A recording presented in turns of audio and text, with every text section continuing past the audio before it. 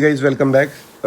आज 6 जून का जो न्यूज़पेपर है उसके इंपॉर्टेंट न्यूज़ और एडिटोरियल की डिस्कशन को स्टार्ट करते हैं। देखिए, जो पहली न्यूज़ है this is about the relations, international relations का जो पार्ट है, और ये एक कम्युनल वायलेंस, मतलब हम इसको बेसिकली बोल सकते हैं this news is related to GS2। इसमें नंबर 1 यहाँ पे बोला जा रहा है कि जो बीजेपी है वैसे है तो ये इस तरह से इंटरनल मैटर था, लेकिन जिस तरह से स्ट्रांगली मतलब रिएक्ट किया है दूसरी कंट्रीज़ ने, उससे हम बोल सकते हैं कि इंटरनेशनल लेवल का मामला बनता जा रहा है, मसला बनता जा रहा है। क्योंकि यहाँ पे हमें क्या देखने को मिल रहा है कि भाई कोई यहाँ पे बीजेपी के स्पोक्स पर्सन थे जिनका नाम था नूपुर शर्मा, और उनको अभी सस्पेंड किया गया है। उसका रीज़न क्या है? उन्होंने प्रॉफिट मोहम्मद और इस्लाम के लिए बहुत ही ज़्यादा मतलब ऑब्जेक्शनेबल या फिर कम्युनल स्टेटमेंट्स जो बनाई गई थी वहाँ पे, उस वजह से। और ये जो एक्शन है, द डिसिप्लिनरी एक्शन, ये लिया क्यों गया है? द रीज़न बिहाइंड इज जो वेस्ट एशियन नेशन है उनकी वजह से, क्योंकि उन्होंने आउटरीच वहाँ पे दिखाया। उन्होंने बोला कि यार ये तो बहुत गलत हो रहा है। और जो कतर है उसने जो फॉरेन ऑफिसर उन्होंने समन किया इंडियन इनवॉय दीपक मित्तल को, और वाइस प्रेसिडेंट वेंकैया नायडू वहाँ पे ऑफिशियल विजिट पे थे। तो social media was flooded with the protest के भाई ये boycott Indian products, boycott India, ऐसा कुछ करके। और जो कतर और कुवैत है उन्होंने समन किया इंडियन एम्बेसडर को in the Doha and Kuwait city, और वो डिमांड कर रहे हैं public apology from the New Delhi for the comments that were considered Islamophobic as did Iran. ठीक है जी। तो इस तरह का जो चीज़ है वो मुझे लगता है कि कई बार देख के बोलना चाहिए। और उनका भी मैंने स्टेटमेंट पढ़ा जिन्होंने ये चीज़ बोली है। वो कहते हैं कि पब्लिक डिबेट चल रही थी जी, वहाँ पे डिबेट हो रही थी एक शो पे, और डिबेट के दौरान कि जो ज्ञानवापी मॉस्क में शिवलिंग बोला जा रहा है कि शिवलिंग मिला है, ठीक है जी, उसको बोला जा रहा था कि वो शिवलिंग नहीं है, वो फाउंटेन है जी, ये है वो है। तो बार बार वो सेम चीज़ वो कहते हैं कि मुझे प्रोवोक किया गया, और प्रोवोक करने के बाद में जो चीज़ है वो यहाँ पे ये निकल के आती है कि मैंने इस तरह से चीज़ों को बोला। नंबर 2 न्यूज़ की तरफ चलते हैं। एक्सट्रीमली इंपॉर्टेंट न्यूज़ यहाँ पे जो न्यूज़ है this is related to ethanol blending goal. जो प्राइम मिनिस्टर है उन्होंने उसके बारे में दोबारा से बोला, और इसके बारे में हमें प्रॉपर पता होना चाहिए एथेनॉल ब्लेंडिंग। ये न्यूज़ हमने पहले भी डिस्कस की थी, आई होप आपको याद होएगा। And this news is related to GS3। Environmental section का पार्ट आ जाता है इसमें। यहाँ पे देखिएगा एक चीज़, यहाँ पे अगर हम देखें तो एथेनॉल ब्लेंडिंग ये एक one of the principal biofuel है which is naturally produced by the fermentation of sugar by yeast और by petrochemical process such as ethylene hydration. ठीक है। एथेनॉल ब्लेंडिंग जो प्रोग्राम है, हमारा जो प्रोग्राम है, हमने अचीव करना था 20% ethanol blending in the petrol from by 2030, लेकिन उसको हमने टारगेट को जल्दी कर दिया क्योंकि देखते हुए कि किस तरह से क्रूड के प्राइस इंक्रीज़ हो रहे हैं और हमें नुकसान हो रहा है। तो अब ये इसका प्रोग्राम का जो टाइम है, जो ईयर है, वो 2025 हो चुका है। सिग्निफिकेंस क्या है एथेनॉल ब्लेंडिंग का? Reduce dependency on the petroleum by depending ethanol into the gasoline. जब हम ब्लेंडिंग करते हैं एथेनॉल की गैसोलीन में, ये रिड्यूस कर देता है amount of the petrol required into the car. ठीक है। नंबर 2, तो फिर जो इंपोर्ट है हमारे ऑयल रिक्वायरमेंट के, वो हमारे कम हो जाएंगे। हम मनी है जो उसको सेव कर सकते हैं, क्योंकि जो हमारे इंपोर्ट हो रहे हैं उसमें जो मेजर पैसा हमारा जा रहा है बाहर, डॉलर्स जा रहे हैं हमारे बाहर, फॉरेक्स हमारा बाहर जा रहा है, रिजर्व्स हमारे बाहर जा रहे हैं, उसका मेन रीज़न क्रूड है। ठीक है जी, क्रूड ऑयल। फिर लेस पोल्यूटिंग है, इसमें जो पोल्यूशन है वो बहुत कम होती है। And that's why ethanol blending का जो टारगेट है वो हमने क्या कर दिया, वो जल्दी कर दिया फ्रॉम दी 2030 टू 2025। तो आपको अगर क्वेश्चन आए अपकमिंग प्रीलिम्स के लिए, बहुत इंपॉर्टेंट हो जाएगा E20 some time seen in the news. तो ये एथेनॉल ब्लेंडिंग के बारे में है, और इसका ईयर हो गया है बाई 2025 नॉट 30। ठीक है। चलिए नेक्स्ट देखते हैं। इसमें क्वेश्चन आया था 2020 में regarding the national policy on biofuels. तो आपने बताना है कि भाई according to the national policy on biofuels which of the following can be used as raw material for the production of biofuels. Number 1 है cassava, number 2 damaged wheat grain, number 3 groundnut seeds, number 4 horse gram, और number 5 rotten potatoes, number 6 है sugar beet. तो इसमें से आपने option बताना है कौन से वाला सही है। आपको जो इसका करेक्ट आंसर है शाम तक मिल जाएगा कमेंट सेक्शन में। आपने इसका प्रॉपर वे में आंसर बताना है, A, B, C या फिर D कौन सा कोड बनेगा। ये 2020 का प्रीवियस ईयर क्वेश्चन है। चलिए नेक्स्ट न्यूज़ की बात करेंगे। वर्ल्ड का फर्स्ट जो फिशिंग कैट सेंसस है वो हुआ है चिलिका में। चिलिका कहाँ पे है? उड़ीसा में। चिलिका लेक के बारे में भी देखेंगे और फिशिंग कैट के बारे में देखेंगे, और न्यूज़ के बारे में सबसे पहले देखते हैं। ये जो चीज़ है ये सबसे पहली बार हुई है, और जो चिलिका लेक है वो एशिया की लार्जेस्ट ब्रेकिश वाटर लेगून है। ठीक है जी। फिर नंबर 2 पार्टिसिपेटरी, यहाँ पे स्पिरिट क्या है? It was truly participatory in spirit since local fisherman and villagers of Chilika were the primary participant in this exercise. उनके बिना वो कहते हैं ये जो एक्सरसाइज है वो कभी, ये जो सेंसेस है कभी हो ही ना पाता, ठीक है जी।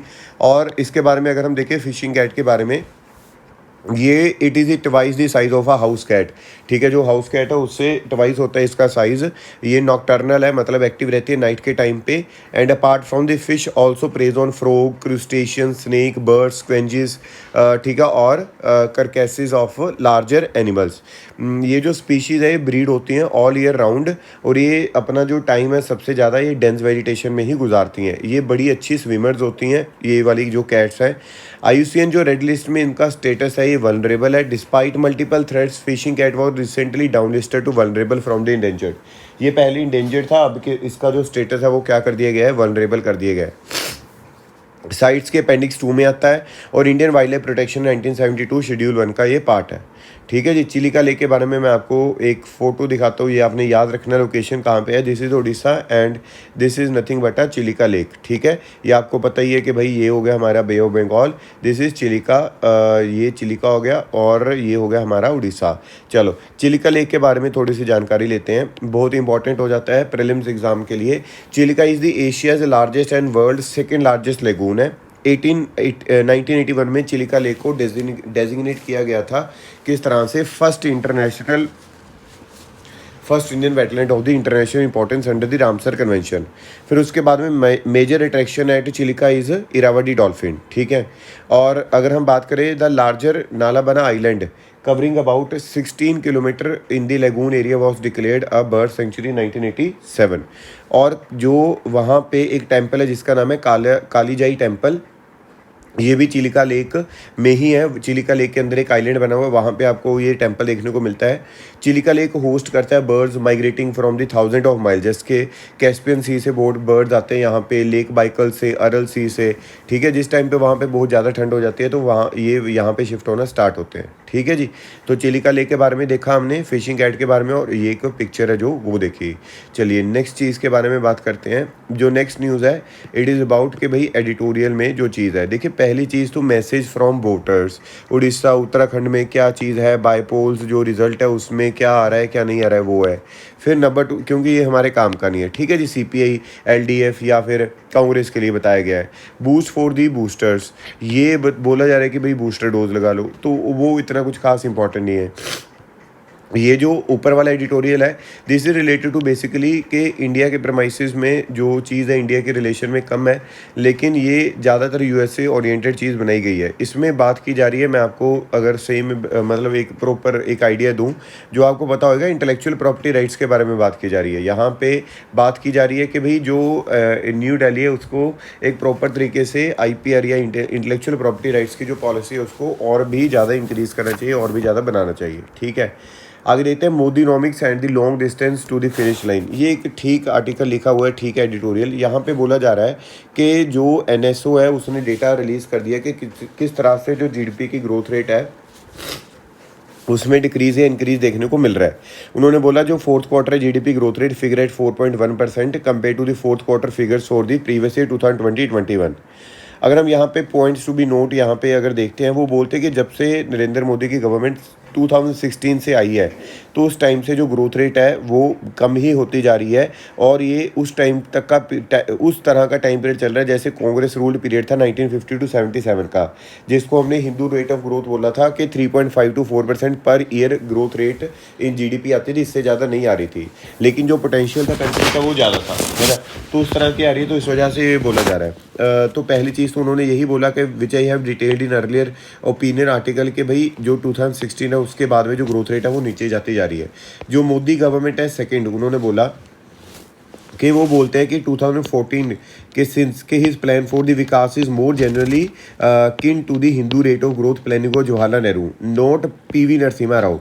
PV नरसिम्हा राव ने स्ट्रक्चरल रिफॉर्म्स के बारे में बात किया था और चीज़ों के बारे में बात किया, लेकिन वो चीज़ों के बारे में ये जो गवर्नमेंट है वो कहते प्रेजेंटली बात नहीं कर रही। और वो कहते हैं जब से 2016 से डिक्लाइन होना स्टार्ट हुआ है GDP में, तब से भी कहते हैं बहुत ज़्यादा शेम की बात है कि आप फिर भी बोल रहे हो कि यार हम तो विकास की तरफ चल रहे हैं, हमने विकास का काम किया यहाँ पे। तो वो कहते हैं एक क्या हो जाएगा, वो इकोनॉमिक्स नहीं है, वो मोदीनॉमिक्स है, ठीक है।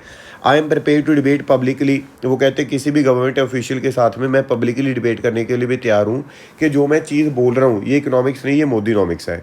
और 2014 से टिल डेट वो कहते हैं जो मैक्रो इकोनॉमिक गोल्स है वो हमारे अचीव नहीं हो पा रहे। तो वो कहते हैं कि हमें नीड क्या है, what is needed for the Indian economy needs today is the new economic policy. पहली चीज़ तो वो कहते हैं न्यू इकोनॉमिक पॉलिसी की हमें ज़रूरत है जो कि टारगेट रखे, प्रायोरिटीज़ रखे, स्ट्रेटजी बनाए और स्ट्रेटजी बना के अचीव करे टारगेट को एक इंटेलिजेंट और ट्रांसपेरेंट मैनर में। ठीक है जी, तो इस तरह की जो अगर चीज़ होगी वो कहते हैं हम अचीव कर पाएंगे, अदरवाइज़ कुछ भी नहीं अचीव कर पाएंगे।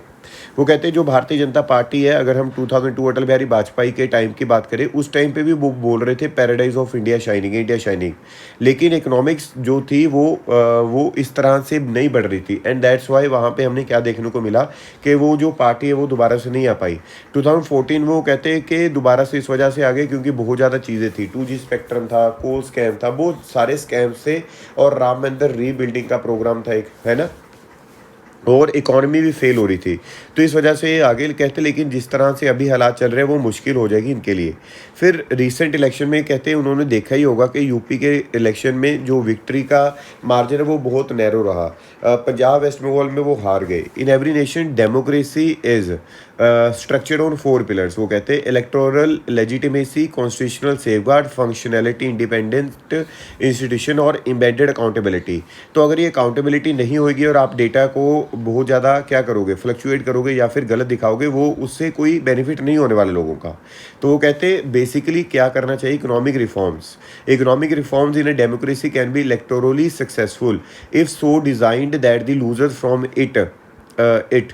ठीक है जी, एम्पावर करो इंस्टीट्यूशंस को, जो डेमोक्रेटिक इंस्टीट्यूशंस हैं उनको एम्पावर करो। अगर आप एम्पावर नहीं करोगे तो वो कहते हैं कि जिस तरह से रशिया में हाल हुआ था पोस्ट 1991 में, फिर डिक्टेटरशिप आना स्टार्ट हो जाएगा। ठीक है, तो empowerment of institutions is very important, ना कि उसकी पावर्स को कम करो। एम्पावर करना है, पावर को कम नहीं करना। जो मार्केट सिस्टम है are not a free for all, it is capitalism with rules of transactions. With that provision market system capitalism works. वो कहते हैं ठीक है फ्री मार्केट होनी चाहिए लेकिन कुछ स्ट्रेटजी तो भाई बना के दो। Market system are not a free for all, ठीक है ना। तो इस तरह से अगर आप काम करोगे कुछ होएगा, अदरवाइज तो ये जो मोदीनॉमिक्स चल रहा है ये बिल्कुल गलत है कंट्री के लिए। नेक्स्ट है, ये भी हमारे लिए कुछ बहुत ज़्यादा इंपॉर्टेंट नहीं था, इस वजह से मैंने इसको कवर नहीं किया। जो इसमें इंपॉर्टेंट डेटा है वो इट इज़ अबाउट के जो आप मेंस में लिख सकते हो। This article is related to GS through 3 sorry जो काउंटरफेटिंग करेंसी का काउंटरफेट करेंसी है उसके बारे में बोला जा रहा है। वो कहते हैं फाइनेंस ईयर 2022 में जो नंबर ऑफ काउंटरफेट ₹500 के नोट्स है वो डबल हुए हैं to about 80,000 from the previous year, and there was significant increase in the fake ₹2000 notes as well। अगर हम 2016-20 पीरियड की बात करें, वेस्ट बंगाल में सबसे ज़्यादा मोस्ट नंबर ऑफ केसेस देखने को मिले हैं काउंटरफेट करेंसी के। तो वो कहते हैं कि डिमोनेटाइजेशन की बात हो रही है ना एक तरह से, कि भाई क्या मतलब उसका क्या ही बेनिफिट हुआ कि अगर इतने ज़्यादा केसेस हमें काउंटरफेट करेंसी के देखने को मिल रहे हैं। यहाँ पे देखिए वेस्ट बंगाल मैक्सिमम है, फिर उत्तर प्रदेश और फिर असम में हमें देखने को मिल रहा है। और मोर ओवर यहाँ पे अगर और भी चीज़ें यही है कि स्टेट वाइज के देखें कि भाई जो डिनोमिनेशन है वो बड़े वाला, इस तरह से अगर काउंटरफेट करेंसी दोबारा से बनना स्टार्ट होगा तो जो डिमोनेटाइजेशन का रियल पिक्चर थी वो हमें अच्छे वे से नहीं दिखाई देगी। चलिए नेक्स्ट न्यूज़ की तरफ चलेंगे। EVTOL, this article is related to GS through 3 renewable energy. ठीक है, और हम यहाँ पे बात कर सकते हैं फॉर द इन्वायरमेंटल पर्पस। ठीक है, एनर्जी और इन्वायरमेंट और इकोनॉमिक्स पर्पस के लिए हम बात कर सकते हैं। देखिए एक चीज़ आ रही है जिसका नाम है EVTOL। इसका मतलब क्या होता है, electric vertical take off and landing. मतलब क्या है कि ये जो लैंडिंग करेगा, ये जो चीज़ है ना, इलेक्ट्रिक एयरक्राफ्ट है, ये जो लैंडिंग करेगा विद इलेक्ट्रिक प्रोपल्जन करेगा। यहाँ पे देखिए propulsion 8 Rolls Royce electric Motors लगी हुई, इलेक्ट्रिक मोटर्स। ठीक है, इलेक्ट्रिक मोटर्स मतलब इसको कोई भी बहुत ज़्यादा स्पीड की ज़रूरत नहीं है ऊपर जाने के लिए, ये हेलीकॉप्टर की तरह ऊपर जाएगा और इसमें जो प्रॉपर तरीके से स्पीड इसकी इतनी हो सकती है, रेंज इसकी इतनी है, पेलोड इतना कर सकता है ये। तो उसके इससे होगा क्या, जो हमारा सेक्टर एविएशन सेक्टर वो इंक्रीज़ होएगा। अब यहाँ पे टेक ऑफ एंड लैंडिंग इसी तरह से हो जाएगा क्योंकि ये स्टॉर्ड है, ये यहाँ पे ओपन वे में लगा हुआ है। ठीक है जी, तो यहाँ पे फ्रंट मोटर या फिर रियर मोटर लगी हुआ है जो कि एक अच्छे वे से काम करती है।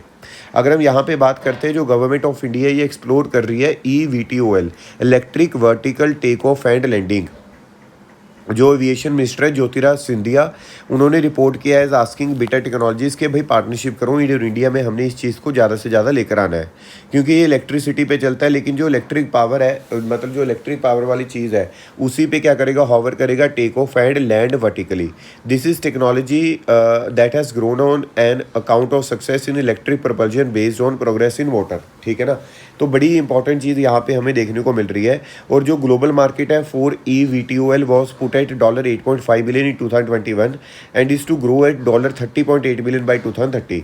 तो ये जो चीज़ है हमें इसके बारे में प्रॉपर वे में पता होना चाहिए था, हमने डिस्कशन की, अगर कोई डाउट होगा तो देखना। चलिए नेक्स्ट न्यूज़ की बात करते हैं। नेक्स्ट न्यूज़ है नेक्स्ट न्यूज़ जो हमने आज डिस्कस करनी है रिलेटेड टू, यहाँ पे आ रहा है reverse facing heavy pollution CSC।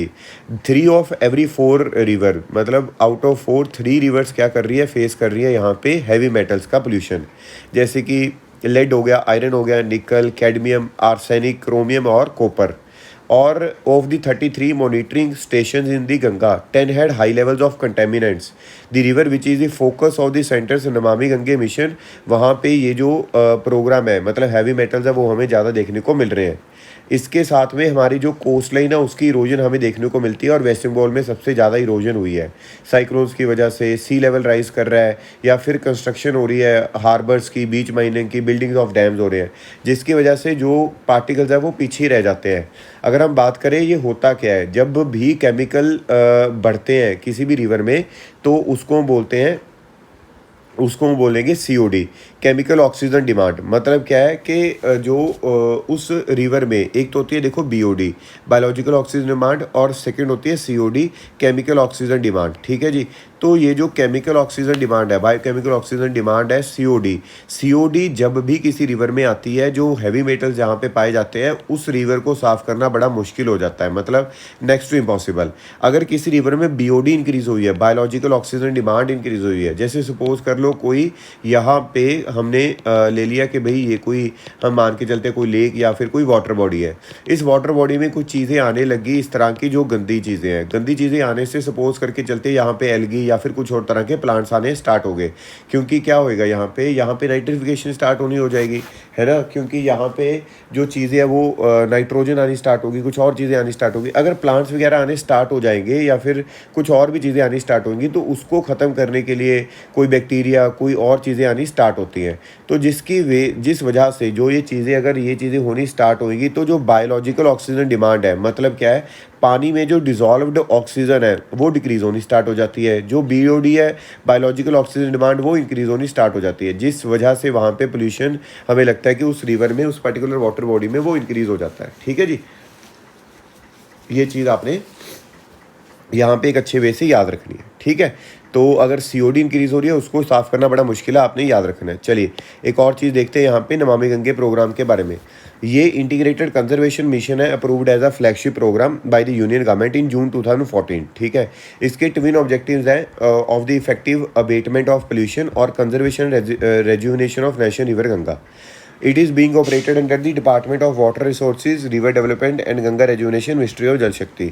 ये जो प्रोग्राम है is implemented by the national mission for clean Ganga and its state counterpart organisation, state programme management groups. जो NMCG है, नेशनल मिशन फॉर ये अपना कंजर्वेशन क्लीन गंगा, ये इम्प्लीमेंटेशन विंग है इसकी नेशनल गंगा काउंसिल, और set in 2016 which is replaced the national Ganga river basin authority. ठीक है, हमने क्या क्या किया, नेशनल गंगा रिवर प्रोग्राम है, उसके बाद में ये फ्लैगशिप प्रोग्राम है, इसके 2 ऑब्जेक्टिव्स हैं। ये ऑपरेट कौन करेगा, मिनिस्टर ऑफ जल शक्ति के अंडर आ गया। ये जो प्रोग्राम है वो इम्प्लीमेंट पहले NMCG ये प्रोग्राम इम्प्लीमेंट करता है NMCG। और अगर हम बात करें इम्प्लीमेंटेशन जो विंग है, implementation wing national Ganga council replace कर दिए national Ganga river basin authority को। 20,000 करोड़ का प्रोग्राम, इसके मेन पिलर्स हैं sewage treatment infrastructure, river front development, river surface cleaning, biodiversity, afforestation, public awareness, industrial effluent monitoring और गंगा ग्राम। ठीक है, तो ये आपने इस चीज़ को याद रखना है। चलिए नेक्स्ट न्यूज़ की तरफ बढ़ते हैं। नेक्स्ट न्यूज़ है, this is related to China marks a new space milestone. देखिए जो तियानगोंग स्पेस स्टेशन है वो ऑपरेशनल हो जाएगा बाय 2022 एंड, मतलब इन्होंने स्पेस स्टेशन ऊपर बना दिया है जो कि एस्ट्रोनॉट्स को लेकर गया, बहुत ही अच्छे लेवल का इन्होंने, वो कहते हैं fully operational by the end of the year ये हो जाएगा। इसका नाम है ट्यानगोंग। आपने याद रखना है, अगर न्यूज़ में अगर क्वेश्चन में आता है Tiangong which was recently seen in the news is related to, वो है क्या, तो आप इस चीज़ को एक अच्छे वे से याद रखोगे। ठीक है जी, इतना ही इंपॉर्टेंट है इसमें। चलिए नेक्स्ट न्यूज़ की तरफ बढ़ते हैं। आज के लिए इतना ही। आज क्योंकि इकोनॉमिक्स का जो पेज है उसमें कुछ इंफॉर्मेशन आती है जो कि हमारी एग्ज़ाम पॉइंट ऑफ व्यू से बहुत ज़्यादा इंपॉर्टेंट नहीं है। मैं इसको पढ़ लूँगा, अगर इसमें से कोई नई टर्म निकलती हुई तो I will be telling you tomorrow. ठीक है, so thank you so much. हमारा जो चैनल है उसको सब्सक्राइब कर सकते हैं, आगे शेयर कर सकते हैं।